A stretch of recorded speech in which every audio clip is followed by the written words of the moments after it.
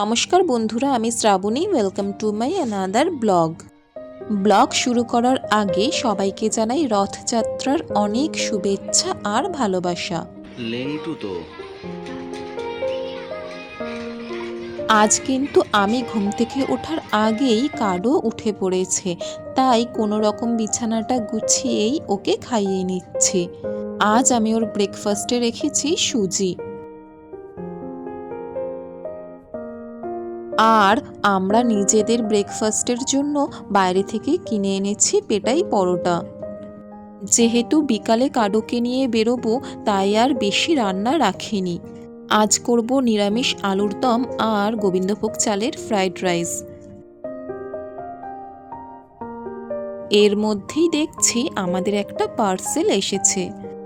আমার ননদ আমাদের অ্যাড্রেসে এই মিক্সার গ্রাইন্ডারটা অর্ডার করেছিল, তো আজ সেটাই এলো।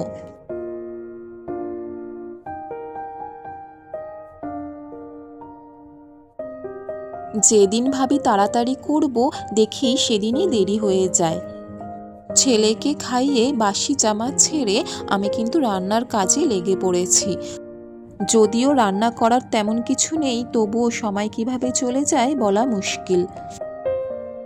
কেটে রাখা আলুগুলো প্রেসারে দিয়ে দিয়েছি। এবার কিন্তু আমি ভাতটাও করে নেব, তাই এখানে চালটা আমি ভালো করে ধুয়ে নিচ্ছি। চালটা কিন্তু আমি খুব ভালো করে ধুয়ে নিয়েছি। এবার ভাতটা বসিয়ে আমি স্নান করে নেব।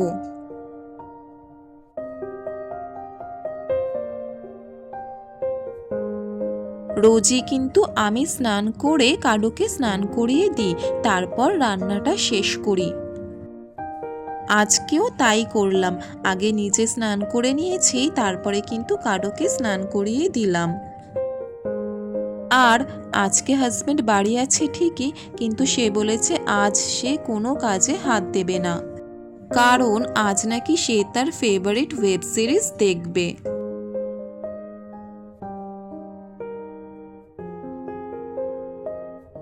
যাই হোক, এবার কিন্তু আমি রান্নাটা কমপ্লিট করব। আলু সিদ্ধ আর ভাত তো করাই আছে, আর বেশিক্ষণ লাগবে না রান্না কমপ্লিট করতে। সেদ্ধ আলুটা আমি 2-1 মিনিট ভেজে নেব, তাতে করে খুব ভালো টেস্ট আসবে।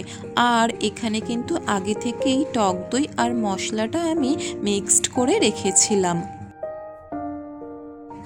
এই দেখুন কি সুন্দর কালার এসছে আলুর দমটার। এবার আমি কাডোর জন্য 8-10 পিস চিংড়ি মাছ শুধুমাত্র জিরে গুঁড়ো দিয়ে রান্না করে নিচ্ছি, কারণ কাডো তো ফ্রাইড রাইস খেতে পারে না, তাই ওকে চিংড়ি মাছ দিয়ে ভাত দেব। কিন্তু তার আগে আমি আমাদের ভাতটা ভালো করে ভেজে নেব। আর কিন্তু দেরি করা যাবে না, কারণ কাডোর ঘুমের সময় হয়ে যাচ্ছে, তাই ভাতটা ভেজেই আমি কিন্তু কাডোকে খাইয়ে নেব। হ্যাঁ পাপা, কি কি বলো? কাডোকে খাইয়ে নিয়ে আমরাও কিন্তু খেয়ে নেব, ওদিকে আবার রথ সাজাতে হবে তো। বিকাল বিকাল কাডোকে নিয়ে একটু ঘুরে আসবো, কারণ বাইরে কিন্তু টিপ টিপ করে বৃষ্টি হচ্ছে, তাই বেশি দেরি করা যাবে না। তাই এখন খেয়ে নিই।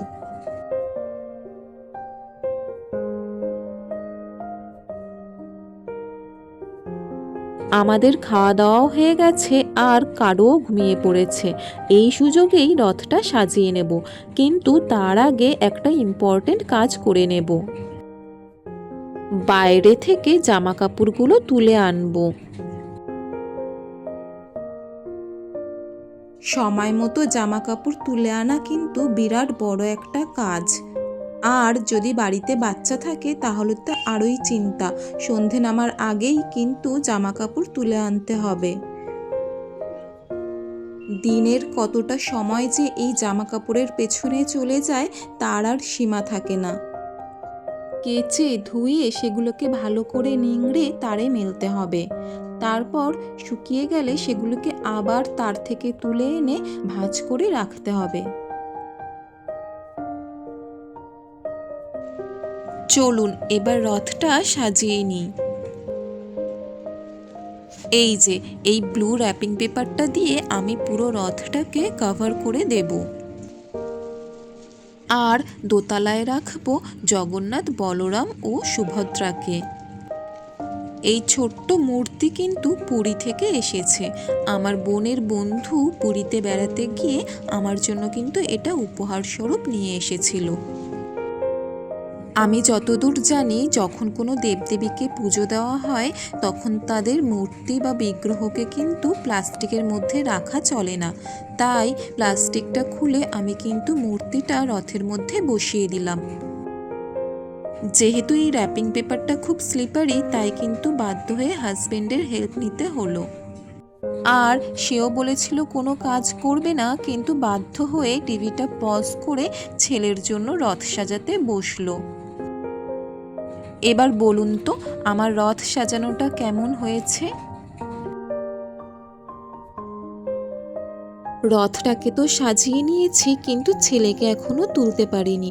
ও ঘুমোচ্ছে, ঘুমোক, আগে আমি ড্রেস পরে ঠাকুরকে পুজো দিয়ে নিই, তারপর ওকে তুলবো। এই দেখুন পুজো দিতে দিতে ও কিন্তু ঘুম থেকে উঠে পড়েছিল, আর তাই ওর বাবা ওকে জামা পরিয়ে দিয়েছে। ঘুম থেকে উঠে রথটা দেখে কিন্তু কাডো বেশ খুশি হয়েছে। আর পুজো দেওয়ার মধ্যেই ঘুম থেকে উঠে পড়ে বেশ ভালোই হলো, পুজোটাও ও নিজে চোখে দেখতে পারলো। আচ্ছা চলুন তাহলে এবার কাডোকে বাইরে থেকে একটু ঘুরিয়ে আনি।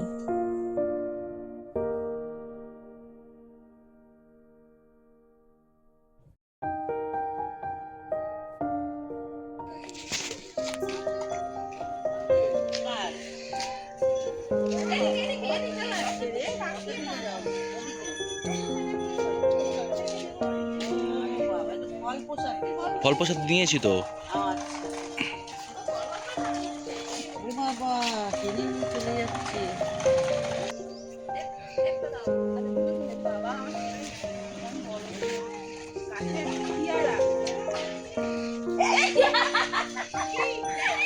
না দুটো তুলেছি, একটা আমাকে দিছে, একটা আরেকটা বাবা নিয়ে আসো। না ওই তো ওইটাই খাবো। দাঁড়াও আমি যাই। আরে রথে ওখানে রাখো, নমস্কার দিয়ে রাখো বাবা। গাড়ি আসছে, ছেলেকে ধর। দু একজন চেনা পরিচিতদের বাড়ি গিয়ে প্রসাদ দিয়ে আমরা কিন্তু সোজা পাড়ার মন্দিরে চলে আসি। এখানে কিছুক্ষণ থেকে আমরা বাড়ি চলে আসি, তারপর সবাই মিলে পাঁপড় ভাজা খাই।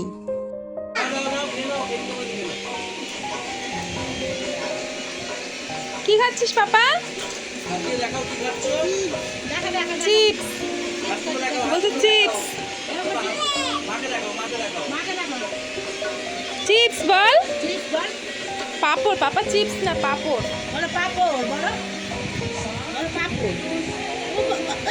পাঁপড় খেয়ে আমি সন্ধ্যা দিয়ে নিই এবং আবার চা বিস্কিট খাই। আর যেহেতু কারো দুই একটা পাঁপড় খেয়েছে তাই কিন্তু ওকে সন্ধ্যার খাবারটা একটু পরে খাওয়াই।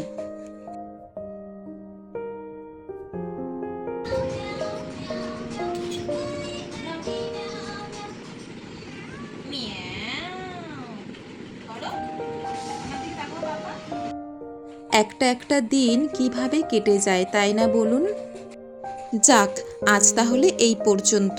রাতের খাবার তৈরি করতে করতে ভিডিওটা শেষ করব। আপনাদের সঙ্গে দেখা হবে পরের একটা নতুন ব্লগে। ততক্ষণ সবাই ভালো থাকবেন। আর আমার এই ভিডিওটা যদি আপনাদের ভালো লাগে তাহলে কিন্তু একটা লাইক, কমেন্ট আর শেয়ার করতে ভুলবেন না। ধন্যবাদ। পাউডার দেব? পুরো পাউডার শিশিটা নেবে তুমি? পুরো শিশিটা নিয়ে খেলবে তুমি একা একা?